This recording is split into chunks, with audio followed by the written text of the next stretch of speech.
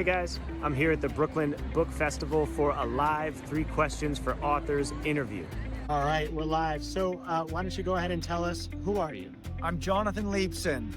I live in Manhattan, and I lived for many years in Greenwich Village and Brooklyn. All right, Jonathan, what is your book? So the book is Hello and Goodbye to All That. Mm-hmm. If you have a picture of it. Yeah. So as I said, I grew up outside of Chicago in the Midwest, but my father grew up in New York. He grew up in Manhattan and Forest Hills. So I heard all these fabled stories about the city as a child. He actually went to the World's Fair in 1939, not to date my father myself, but he saw the City of the Future exhibit at the World's Fair, and my grandfather had a pharmacy in Midtown. So my father would see famous people like Greta Garbo, and he heard Mayor LaGuardia on the radio, with the newspaper delivery truck strike. Anyway, so I heard those stories growing up, and I write about that. That sort of frames the book. And then I moved here in 2000, and I talk about my experiences of changing New York. I came here as a grad student, an aspiring writer. I was in the MFA program. So as I mentioned, my dad went to the World's Fair.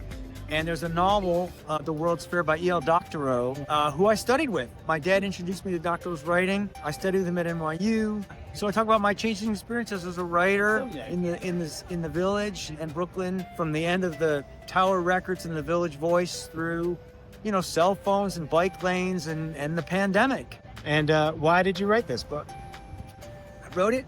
I published a few of the chapters in magazines, and right around 2018, I published a chapter about growing up and hearing those stories by my father. And that chapter, it's the first chapter of the book, it's called Second Avenue Elevated, because my dad loved the Second Avenue Elevated. Again, not to date him, but I would hear stories about the subway lines and the elevated trains in New York. So that was published in Tablet Magazine. You can see that.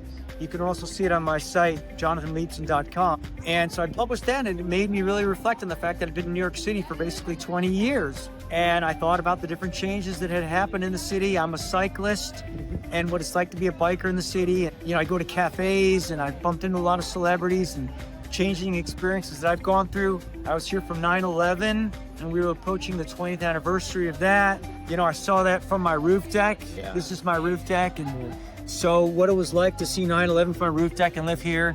I saw Barack Obama in Washington Square Park with 20,000 people.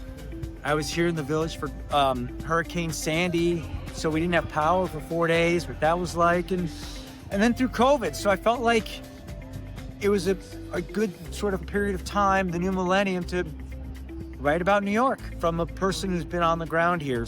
If that makes sense, day-to-day life, the struggle of being in New York and a writer, and bigger transformational experiences. That's great. Well, thank you so much for joining the 3 Questions series. Thank you so much, Gabriel.